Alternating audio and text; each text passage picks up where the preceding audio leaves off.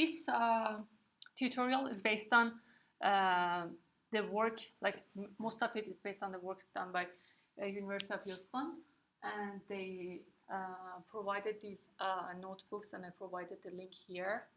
I just adjusted it based on our course. I added a few things here, and so let's start. You can also, for the majority of the tasks that we are doing today, we are using the breast cancer dataset. As you see here, the link to the dataset is provided here. So you can either directly provide the link in the read CSV, so you read the CSV from that link, or you can just save it as a CSV file and then just put the path to where you save the file. So either is fine.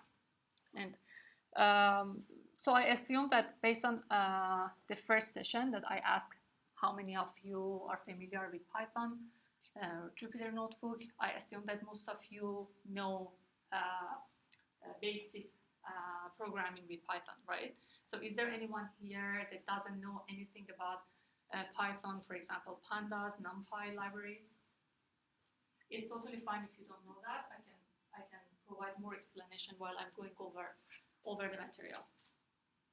So everyone familiar with the libraries, right? Okay, sounds great. So as you know, one of the important libraries that we usually deal with in our data analysis is pandas. So we first import pandas as PD, and then we read the CSV file. Now we check the columns. So these are usually the steps that you want to explore your data to see what are the columns. You can also use, for example, data frame.info. If you just use .info, you get more information about each column, what is the type of each column, how many null values you have. So let me go with restarting, clearing the output first, and then we go over it together. Okay, so now in the first cell block, we just want to see what are the number of columns and what are the number of rows. So shape data.shape 0 is to get the number of rows, and .shape 1, when you use it with 1, to get the number of columns. So it gives you a basic understanding of what is the shape of your data frame. So if you just press Shift with Enter, then it runs. So another way is just to click Run. So now you can see the columns here, and we just use the data.head. Head normally gives us the first 5 rows. If you want to like retrieve more rows, you can just add number here. For example, 10. If you want to like retrieve 10 rows, the first 10 rows. If you want to get from the end of your data, instead of head, you can use tail. So if you just provide like tail here, then you get the last 10 rows. So these are just a few things. So we have 699 rows with 10 columns, and as we provided in the first hands-on, we first check for the missing values, because most of the dataset, most of the real-world dataset contain like lots of missing data, and we have to know how to deal with them. So first of all, we, as you see here, we want to get the null values. Before that, you can actually use also, for example, data.info. This gives you some information, more information about the data. For example, you see the columns and their data type. You also see how many non-null values you have in each column. Now we want to replace. Okay, and another thing. So if you check it with the when you check it with the info, do you see any null values based on the information provided by the info? No. So we see that there is no non-null values. The reason is there are different ways to represent missing values, actually not null values, missing values in data set. One of them is like null, nan, or in this case, in the case of this data set, they provided it with question mark. So whenever a data is missing, it's provided with question mark. That's why we couldn't get it with this. But this was already provided in the description of the data set. So we already had this knowledge. And again, as we mentioned earlier, there are several ways to address missing values. One of them is just replacing them. For example, replace a missing value in a column with the mean or median of that column or mode of that column. Or for example, any other statistical measure that you want to use. Or you, for example, want to replace it, let's say, any null values with 10 with some string. So that's your choice. Here, and usually, like we replace this with nan. Why? So that later we can easily drop it, right? Because we have drop NA. We can use the drop NA to drop all the null values. And so we first replace it with nan, and then you see here for the columns that we have in our data frame, for column in data.columns, we check, for example, first it checks whether is NA, that is whether it's null, and then get the sum of it. So if you run this, you see that, for example, you have 16. The only column that have missing values is 16. So we just replace the question mark with null so that we can now get this. Because at first, when we used data.info, we couldn't get this because all the missing values was represented with question mark instead of NA or nan. Okay, now how are we going to deal with this? So here we show two ways. One way is to fill it, for example, with mean or median that you can use with fill NA. And inside the fill NA, you can write, for example, if you want to fill it like with the median, in this case, you just write, okay, data2.median. And what is data2? Data2 is just a new data frame that keeps that only one column of bare nuclei. And okay, so it just wanna show you we want to print before replacing missing values and after to just see how it changes. So before replacing our missing values, so data to 20 to 25, this shows from, so we had this in the slicing, so whenever, for example, you have 20 to 25, it starts from here,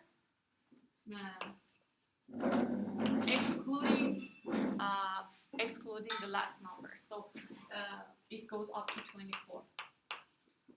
So as you see, before we replace the missing value,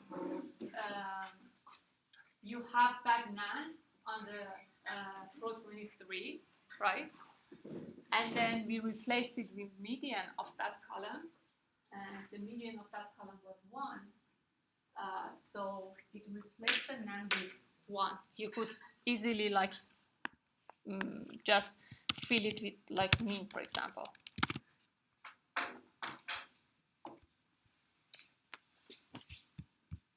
Okay. A string. Why? It actually didn't even fill it with the.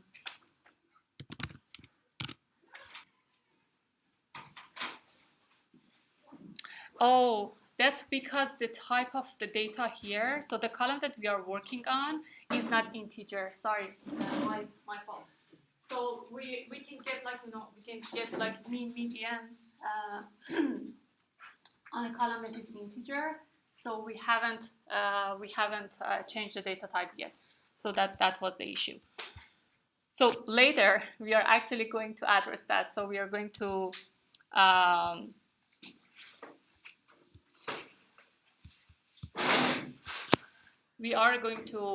change the data type to numeric. So Now, the number of rows in the original data was 699, and after we deleted the rows, we have 683. So what is the disadvantage of using the drop NA? So the drop NA, as I mentioned, just drop all the rows that contain null values. And in this example, for example, we the only column that had null values, which column was having null values? Which attribute? Yeah, so bare nuclei was the only attribute with missing values. And so what is the problem with when we use drop NA? When is it good to use it and when it's not good to use it? When we are addressing the null, the missing values. Does drop NA, does it delete entirely, like all the other data within that one row? Yeah, so this is the problem. So if there are, like, let's say few instances or like few rows, few proportion of your data containing those null values, then it's fine. For example, here we have 700 rows. If we just like it just removed like about 10 to 15 rows. But if, for example, the size of data is small and the number of like nans are a bit higher, then you're removing all the rows, like information. We also lose information for other columns as well. So for example, if this is your data, right, and let's say A, B, C, D, and then you have some values here, and then let's say this column has some non-values, right? And let's say now when we use drop NA, it removes all these rows. So now we are also losing information. So these are none, so we don't care. But we also lose information here. And imagine if there are like a high number of features, and if we have like more nans, then you're losing a lot of information. So that's why there are different ways to handle missing values. So we, instead of just dropping them, we can fill them with some values. In this case, we just dropped because there were just a few instances. And what was the outliers? Anyone?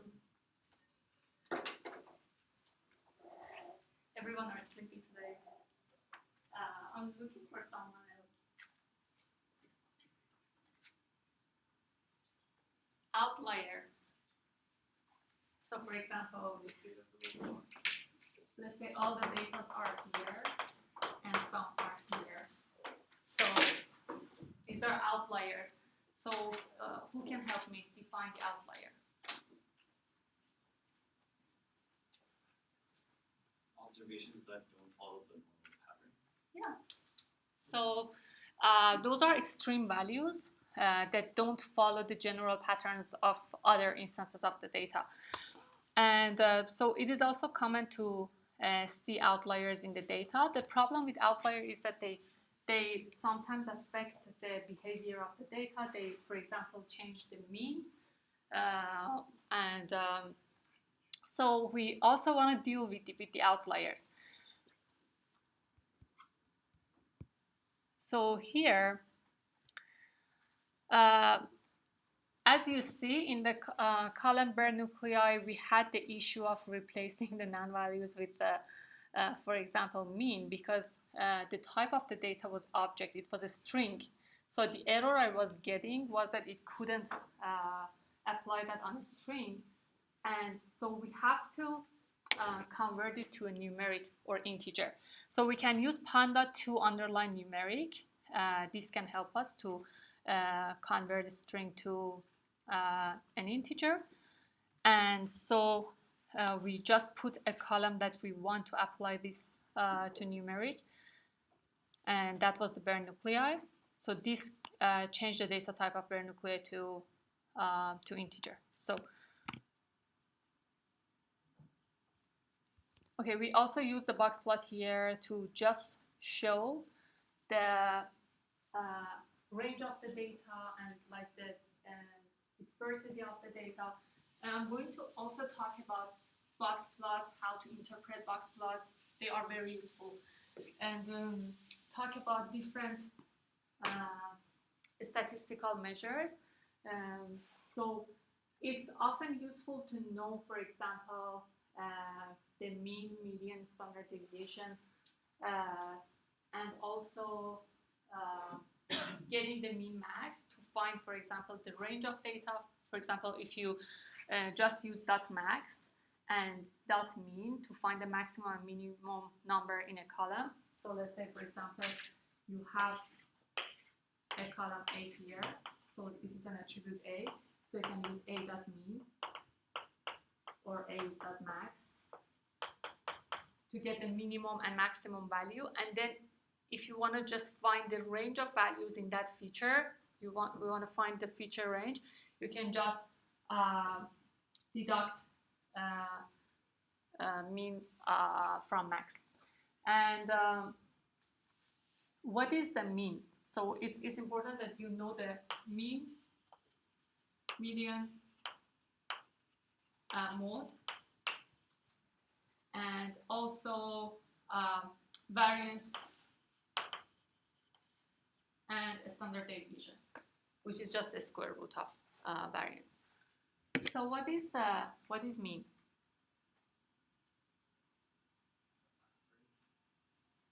Yeah, just average of your data. So if you have, let's say, 1, 2, 3, 5, 8, so the mean is 1 plus 2 plus 3 plus 5 plus 8 divided by the number of instances, 2, 3, 4, 5, and then this will give you the mean, right? So this is the average of your data.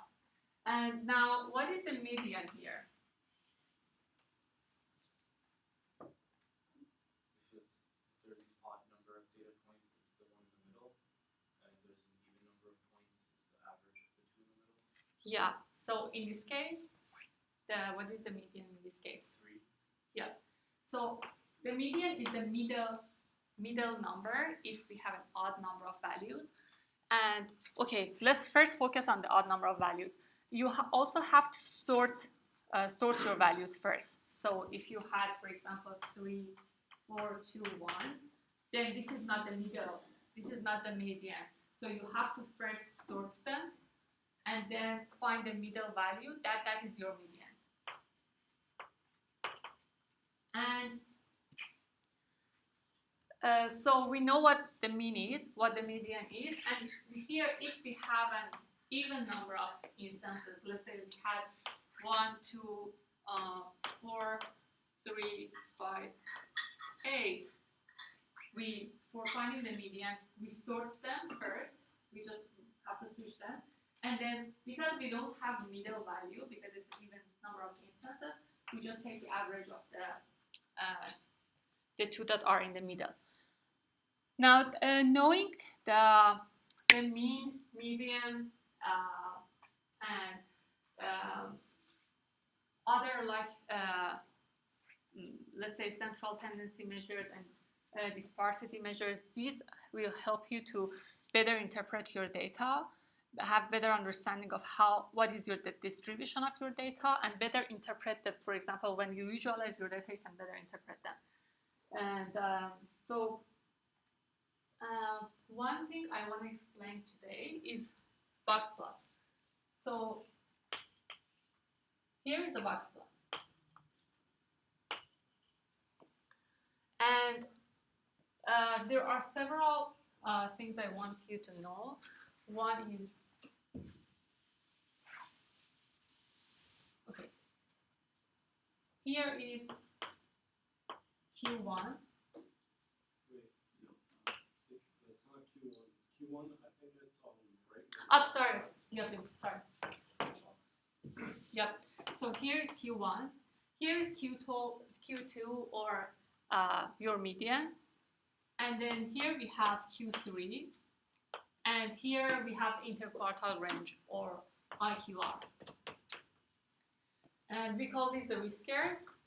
And so let's say, for example, if I have here, let's look on the clump thickness.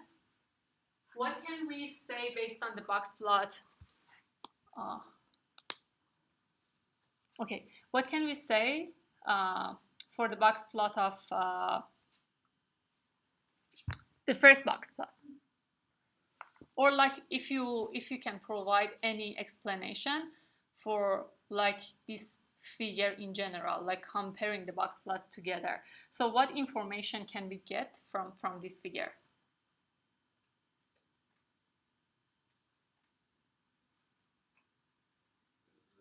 We say the clump thickness is skewed towards lower value, so left skewed. Is that wrong? I'm sorry? Left skewed. Mm-hmm. For which attribute are you talking? Clump thickness. Clump thickness? Yeah. Mm-hmm. And why? Because the left whisker is shorter. I don't think I'm right. Yep. Oh, you can see the mean is at 4, right? I can't see it from here. Okay, so Yeah. you see it, yeah, it's not very clear. You see that green line Yeah, at mean 4, that shows the median. So if you want to see whether your data is skewed or not, that is based on comparing the mean and median. And so what you said, so for example, let's say if we have mean here and median here. So in this case, we say the data is positively skewed, and because the mean is greater than the median, right?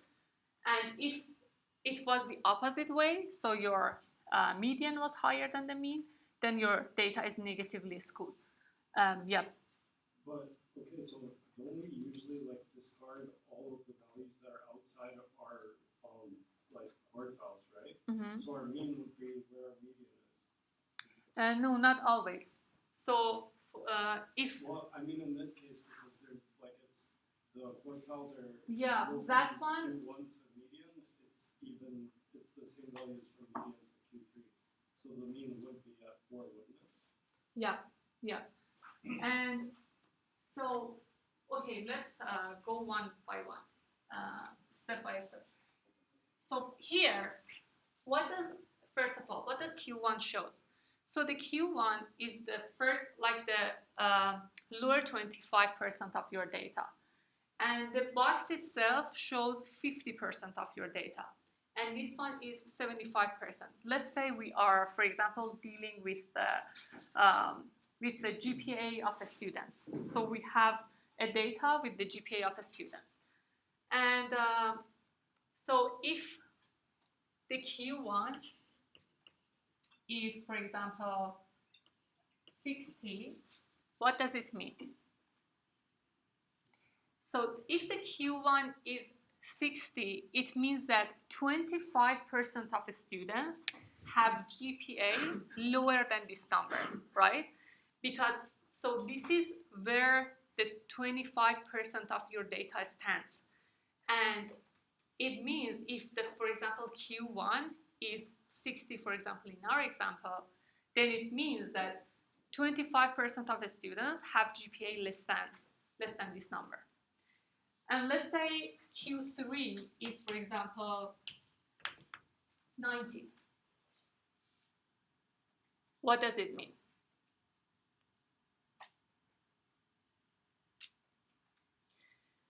Yep. Like 75% of students got less than 90. Yeah. In other words, 25% are higher than 90, or 75% of the students have GPA less than 90. And the range here, so from Q1, which is 60 to 90, shows you, so these are the GPA of the students, for example. So if Q1 is 60 and Q3 is 90, then what does it shows you? That 50% of students, because this box, so the box itself shows 50% of your data. So it means that 50% of students have GPA between 60 and 90, right? So what so far we have learned to like do some interpretation based on the box plot, right? So for example, we know that in our example, we know that 25% of students have GPA less than 60, 50% of them have GPA between 60 and 90, and 75% less than 90 or 25% have GPA greater than 90. And so we call these also whiskers. We have upper whisker and lower whisker. So whatever values that, so they can go up to a maximum or minimum of your data. If you don't have outliers, then they represent the mean and max of your data. But if you have some outliers, let's say here or here, then for example, the minimum is this instance and the maximum is this instance. But if we have no outlier, for example, the case with the clump thickness or uniformity of cell size, so these ones don't have outlier. For those of you who don't know, the outliers are those small circles which are either on top or below your whisker. So in this example, how many features have outliers? 5. Yeah. So marginal adhesion, single epithelial cell size, and bland chromation, and the last 3 ones. So the names are very difficult for me to read, but the last 3 ones also have outliers.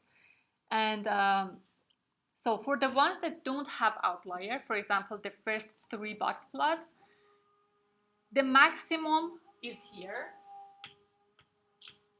So the upper end of your, the end point of your upper whisker, this is the maximum number, and here is the minimum number. So here would be the range. Excuse me, I have a question, please. So, what you're explaining seems, is it similar to the concept of percentiles? Like, for example, graphic distribution, when you determine, like graphic distribution in class, in which when you determine like the lower percentile, the median, like the lower percentile, the middle percentile, and the percentile based on the mean, the median, and the mode, something like that. If your question is this is similar to percentiles, Yes. yeah. Okay. And so here, like back to our columns. Okay, and I also just showed the another way if you want to like just customize a little bit your box plots, for example, adding the colors. So here, for example, I defined a custom palette, but using the Seaborn library. So there are 2 libraries that are very helpful for data visualization. One of them is Seaborn that I really like. You can also use Matplotlib, which is also very good. So here I use the palette in the Seaborn. There are several palettes. If you just search or if you just Google Seaborn color palettes, you can see different color palettes that are available. Or if you want to just create a custom palette as I did, so this is how you can do. Otherwise, you can just pass the name of the Seaborn palette here, and then it will use the colors existing in that color palette. How come my case is just like is only outliers? Sorry. How come like the last one only has outliers? So it shows that the data, it doesn't represent well, but because the number of instances are not very high, and most of the data are outliers. Yeah. So we have a very tiny line here because we wanted to fit all of them. So it basically has much less values compared to other ones. And because on the vertical line, we are using like 2, 4, 6, and let's say those are like less than 1 0.01, for example. Most of them are very small that they just don't show in the box plot. But if you just wanted to show that specific feature with the box plot, then you could use the more appropriate range to show it. And now, okay, so now we know that most of the data here don't have a normal distribution, right? Because they are not, like, for example, they are either positively skewed or negatively skewed. And we also have to outliers that we have to deal with.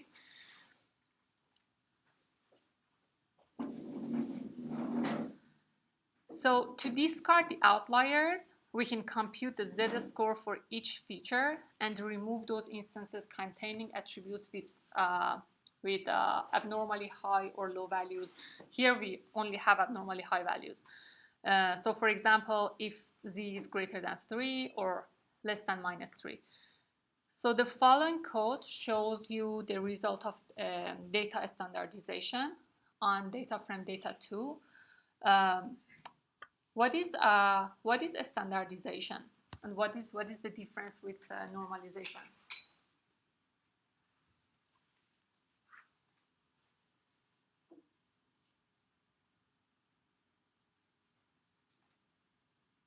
Anyone recall about normalization? And Is that when you make the values be between a certain range, like 0 and 1? yeah, when you want to scale your values to fit into a certain range. In case of normalization, we want to fit them between either, for example, 0 to 1 or -1 to 1. In terms of a standardization, which is also called z-score normalization, it deals with your mean and standard deviation. So because it used the mean and standard deviation to rescale the data, the outliers have less impact on it. While, for example, in the case of normalization, because it used like the mean max, then the outliers can totally throw off the normalization.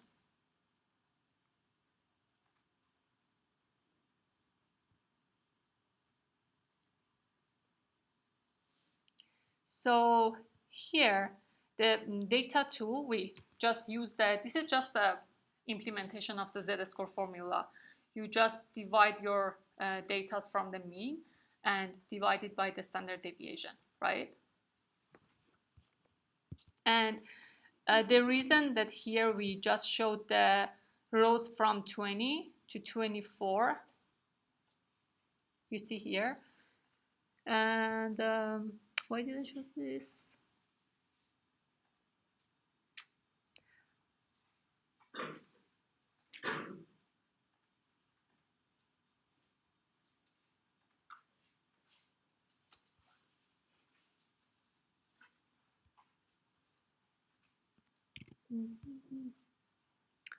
Okay, so we said that we want to, for example, put a condition to just return the rows that have z-score, for example, greater than 3, or for example, less than 3 or greater than -3. So this is how you can do it. So in general, in Python, whenever you want to apply some condition, like here, for example, we use the z greater than, for example, -3, or finding like a specific patterns, you can use .log. So here we use z.log, z greater than -3. And why sum axis 1 is equal to 9 here? What is number 9 here? That's the number of columns. We just want to make sure that it is doing it for all the 9 columns,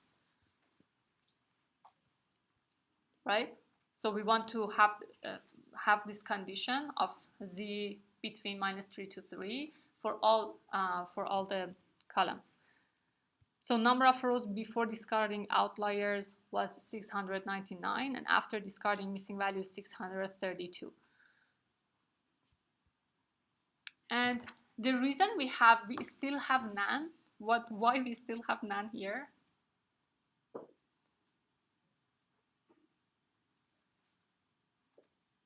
So we see in the bare nuclei, which we address the missing values.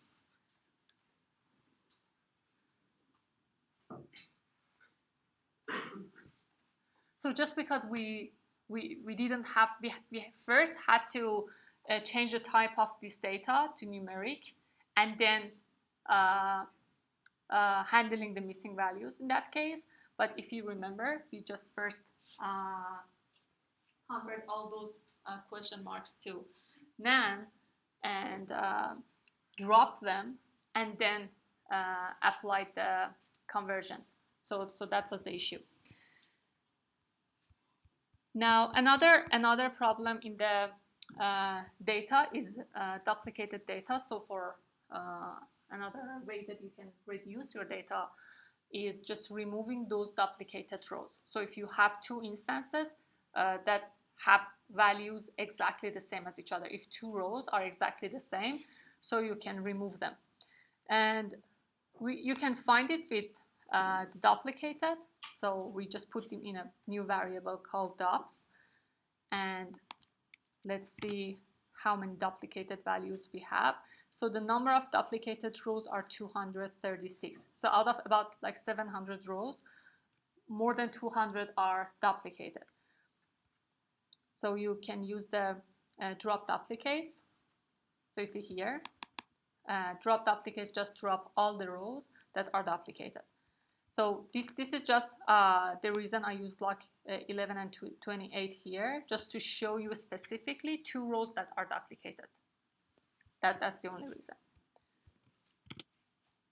So now the number of rows after discarding the duplicate is 463. And for the aggregation, unfortunately, the data that they provided, this CSV file, and the link that they provided here to the CSV file, as you see, the link doesn't work. But I still keep it to explain because it's very useful, especially when data comes from different data sources. Sometimes you want to just aggregate data. It's also very useful, for example, in time series data, because sometimes in this example, for example, it used the daily precipitation of some cities. And when you like plot the, let's say, the daily precipitation, the result may not seem very obvious, while if you just aggregate the data and group them to, for example, show monthly, you can better represent the data. So I kept this here in case that the data become available here, so you can try with this. And I'm explaining this to you. And later I show it on a data that I was working on. And so you can at least see the plot and how it works. So it first read the CSV file, and then it seems there is a column called date. And when we are dealing with time series data, we often need to convert them to a date time format. You can use the _date time to do it. Otherwise, you will get an error, whatever you want to do on that. And then because we are going to only work on the precipitation data and that specific column of precipitation, you create a new data frame, putting that column into a new data frame called daily. So daily is your new data frame, which contains only one column, and that is precipitation. And then it used the line plot. Unfortunately, we cannot run this because we don't have the data. But what it does, it just plots the bar chart and shows the daily precipitation. So what you can do like for aggregation here, that the example that is provided is using group by and grouper. So you can use pandas group by to just group some values here, for example, and a grouper function, the only difference with the group by, so they basically do the same thing, but the grouper is usually often used within the group by. And it is for like more complex cases and mostly used with time series data. For example, if you want to like use grouper with the frequency, for example, let's say I want the frequency as month instead of, for example, day, or I want frequency year, or like minutes. So any frequency, time frequency that you want to specify, you can use the grouper, pandas grouper here. And so it's just to group the time series data at the desired frequency that you want. So monthly, yearly, or whatever. And the good thing for the group by function is that when you group your data, then you can apply several other functions on each group. Like, for example, you count numbers in each group. You can use the sum to sum the values in each group, or min, max. So there are several functions that you can use with the group by. Here it used the sum because it wants to find the sum or the total amount of precipitation, right? So for the values that it has in the precipitation column here, we want to get the sum of precipitation. Now I want to show you an example. Unfortunately, this was the data from Twitter that I collected. I couldn't share this data with you, but I just wanted to show you how it changes if you, for example, change the frequency here, and why we are aggregating data, or why, for example, we use the group by here to aggregate the data. So let's say if I'm not sure if I have to run from the beginning or if it works. Let's say if I use month here, you see, or now if I use, I don't know if it has day as the, so now it shows the daily. So this, just to give you more example, this is not a precipitation data. This shows the tweet count. So for a given like time frame, I wanted to see what was the frequency of the tweets, for example, in each day, and that is when you need to aggregate the data depending on the nature of your data and the objective of your analysis. For example, in this case, let's say, for example, do the frequency 5 min. So I want to show you like every 5 minutes, group the data like every 5 minutes.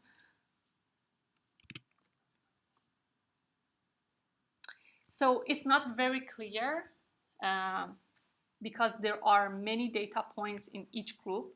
So let's do like a greater number. So instead of 5 min, now I'm using an hour. So you can use either h or like 60 min. So both are, either is fine. So now I get a better, more clear result. So that's when you use the group by and the grouper to aggregate the data. It is like I didn't use it for the like the precipitation, but it's still time series data. So the main, the most common usage is with time series data. So remember, this function is very helpful for you. It's not for this course, but it's very helpful for you when you are dealing with the time series data. And here just some more like plotting things, like if you want to like add label to your X and Y axis, if you want to like provide the title, but you just have to remember that you have to import the matplotlib pyplot. So if you import this library as PLT, then you can use, for example, plot X label, Y label, define the labels, and also define the title, or changing the colors and everything. So clear? Do you have any question?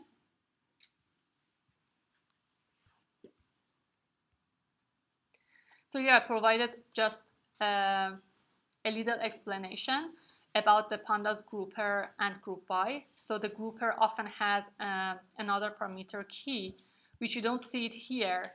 The key refers to the column or index to group by. For example, so this is the general, this is the general format. So you usually have data frame.group by, and then you use the panda grouper inside the group by to just group your data based on the frequency that you want. And then you say, okay, frequency, we saw that we set the frequency to like any minute or hour or day. And then the key here is date. And so we didn't have key equal to date here, as you see. So what was the grouper here? So if you see, it just used the frequency with the grouper and not the key date. Why? Key refers to the column that we want to use. So it's the column that we want to group by.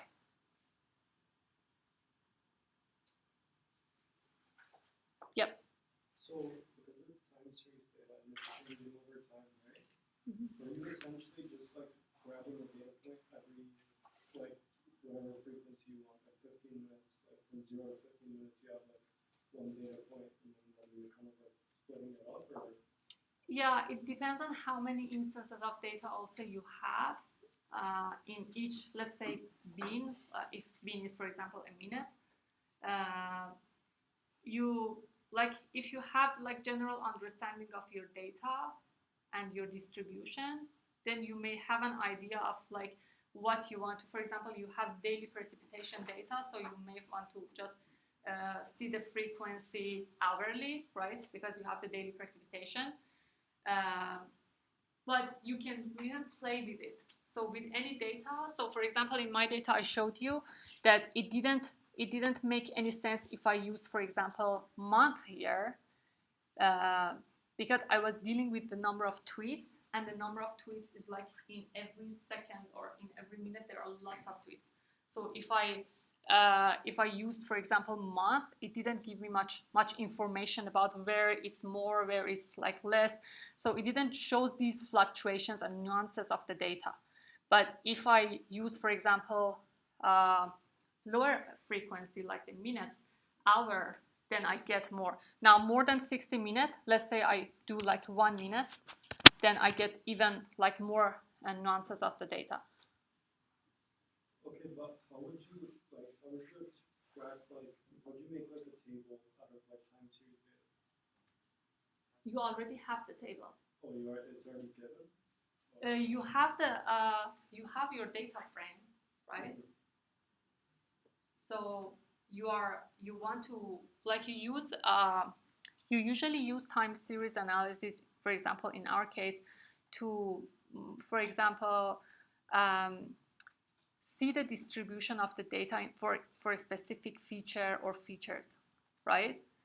And in this case, in the example, in that Jupyter notebook, for example, that was with the precipitation column. Or, for example, you can do it with here, for example, with the number of tweets, if you want to just see how they change. So what do you mean by like creating table based on it?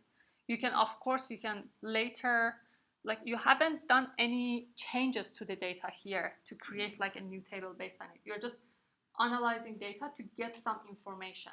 It's just like a descriptive statistic. You just need a panda series, right? Like either a column or a series.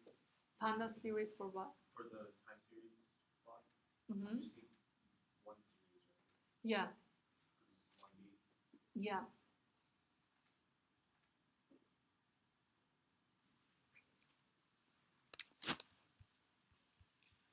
And so here, back to our example here, so the key is, as I mentioned, the format is data frame group by, and then you use Panda grouper. So you have data frame group by, and then you have Panda grouper, and then here you have key and frequency. Let's say, for example, a month, and the key. This shows the column that you want to group by, right? For example, in the example of the tweets that I showed you, I did it with the, for example, tweet date time. You can use it with the date in the example of the Jupyter notebook that you have, which shows the precipitation data. So why didn't it use the key date here? It just used the data frame group by Panda grouper and then frequency. And the reason is because in this case, the daily, look at it's written daily.groupby, daily.groupby.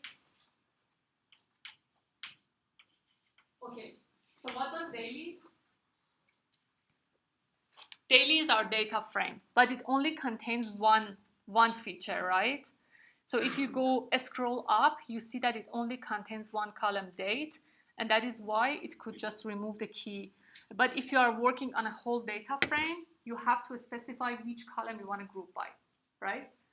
In this example, because we are it just wanted to make it easier, so most of the analysis is on the column of the precipitation. So from the beginning, it extracted that column and put it in a new data frame, and then work on that data frame. So there's no need to define the key here. And so let's go to sampling. So we talked about different methods for sampling, and we talked about sampling for which of the data preprocessing methods?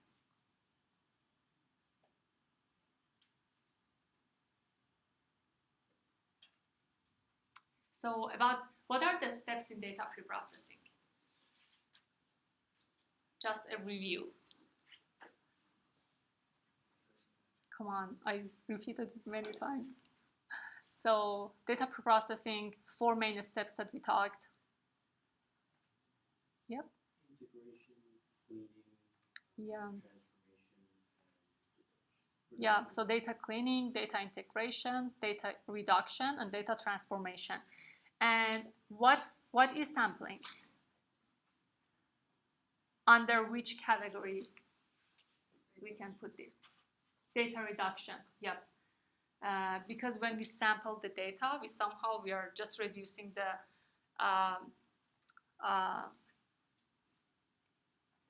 feature space, right? And so here I'm going to talk about random sampling, just how to do random sampling in Python. For random sampling, as we discussed in the slides, we can have without replacement and with replacement. And before I go to that, I want you to learn a few things that we have covered in this course so far very well. This is for the sake of your grade. So this session and the next session is mainly for working with Python, see how we can implement what we have learned in the class. It's not part of the course syllabus. I'm just adding this because I think that it's more useful if you learn things, if you see hands-on on a course. But it's also important to prepare for your exam and your assignment. And for your assignment 1, which I'm going to share it today. So first of all, I'm going also to go over your assignment 1 to explain a few things. But you need to know, for example, sampling very well, discretization very well. So different methods for discretization that we learned. you have to know the decision tree induction very well. And I already spent 2 sessions on decision tree induction, how we create a tree, how we select the features for example, the root node and subsequent nodes, how to calculate entropy, how to calculate, for example, information gain. So these are the things that you have to learn. And so here, for the sampling, I'm covering, for example, sampling without replacement and with replacement, or for discretization, I also cover a few things. But that's not all the thing that you have to know. You just have to check the course schedule to see, first of all, read the lecture notes or slides for every week. And for every week, also read your textbook, the chapters that I provided that you have to read for each week. And so for the sampling without replacement and with replacement, what was the difference? What is sampling without replacement? What is sampling first? Yeah. Taking random data points from the set. Yeah, so one of the data reduction techniques when you want to just, maybe for example your data is huge and sometimes just working on a subset of data. A subset of data could be a good representative of the whole data. That's most of the time. If you select your samples like in a good way, so if you choose them right, then they could be a good representative. And what is a sampling without replacement? Yep. So sampling without replacement is essentially when you're taking from the subset of the data you're sampling, and all that data that you take as a sample, you're not putting it back. So like the original data set is kind of altered when you do sampling without replacement. Oh, with replacement. Yep. Yep. So when you sample without replacement, it means that each selected instance is removed from the data set. So you cannot, it's without replacement, so you cannot replace it again, right? But when you're sampling with replacement, each selected instance is not removed. And so we can select one instance more than once. Now, in this example, we are going back to our breast cancer data set, and we are using both samplings. So let's see what was the data. And just you can use .sample and specify the number of, for example, samples that you want. Let's say, for example, we want just to get 10 samples. So you see here, 10 random, it returned 10 random sample here. So I'm running this one more time. So you get a different sample, right? One more time, a different sample. You can like get 5 sample or like 40 samples. So that's random sampling, just how you do it. And now you can whether specify the specific number of rows or number of instances that you want to sample, or you just provide a fraction. So let's say I want to like sample 1%, 2% of the data. So here, if you want to specify that, if you want to randomly select, for example, 1% of your data without replacement, you just use the fraction. So here, frag is equal to 1%. And you also set the random state equal to any number that you want. So this just ensures that you get the same number of the same 1% of data every time. So for example, if you have data sample fraction 1% random state, let's say any number, anytime that you run this, you get the same 1% of the data. Let's see this together. So you see here, now I got these, the 1% of data in this case is 1, 2, 3, 4, 5, 6, it's 7 rows, right? Because we had 699 rows, so 1% is roughly like 7 rows. And now let's run it again and see if I get the same sample or not. I get the same, right? So I run it again. Every time I get the same. You see? Now, what if I change the random state? So if I put the random state, let's say 1 here, now I get a different sample, right? Now let's rerun this again. It's again the same. So it doesn't matter what number you select for your random state. The number that you specify for the random state, just specify which subset of the data that it's going to select, right? Which subset is randomly to select. But every time it shows you the same subset or the same sample. So if you specify random state 42, every time you run that code, because it's a sampling without replacement, every time it shows you the same 1% of the samples. Is this clear? Okay. Sampling with replacement. So when you use data.sample, the default is false. So if you don't specify anything, then it assumes that it's false. That is, it's without sampling, without replacement. But if you want to do the sampling with replacement, then you can use the replace true here. And again, we use the random sampling to get the same every time, like this. And the next thing we learned about discretization was, about data reduction was discretization. And so you can consider discretization under both data reduction and also data transformation. So because it also kind of like transforming the data in a way, right? Now this is also one of the questions in your assignment 1. You have to discretize data. You are given a data instances, and then you have to,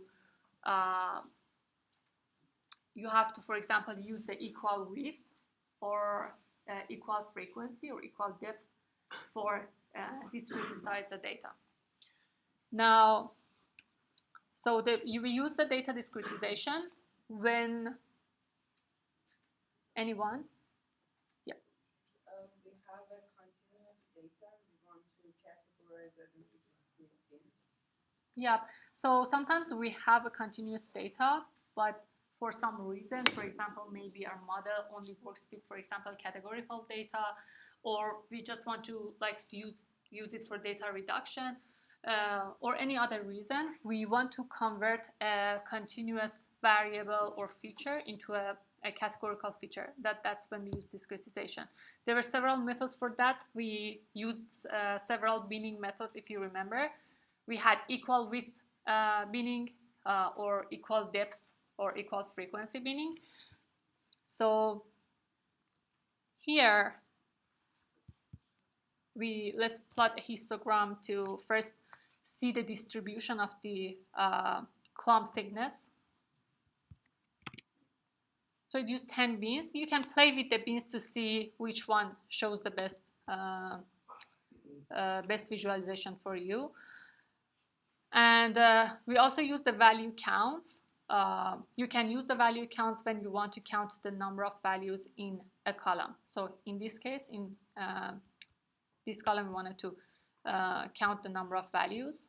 So these are the distinct values, and these are the count. So this the right column shows the count, and the left column shows the distinct values. Now, this is just for the visualization. If you want to add title, labels, or color for your plot, for example, I used the color here and the number of bins, and I added the XY label and the title here. So the same thing, just with different style. Now let's do the discretization. So if you want to do the equal width binning, what was the equal width and equal frequency binning? So equal width, the name just is very clear. So the groups are, or the bins have equal width, right? So what does that mean? We all have like the same interval. Yeah. So I also just provided here for just review. So divide the data into bins with equal range of values, and if you have equal frequency, sometimes also called equal depth, divide the data into bins with equal number of data points, so that in each, for example, bin, now you have the same number of values.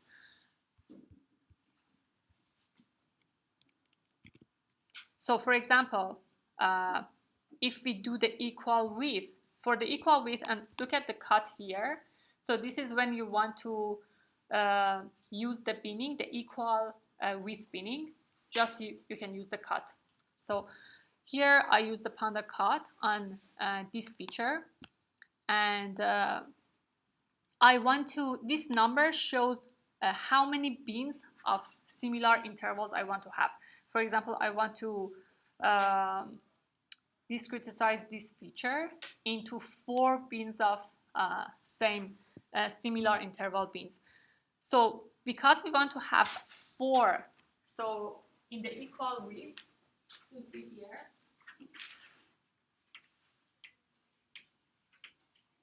so you have 4 and the 4 bins and the width are almost the same. So you have, for example, from 0.991 to 3.25, then 3.25 to 5.5, 5.5 to 7.75. So each bin width is almost 2 and 25, right? So each of them, the width are the same. So this is the equal width.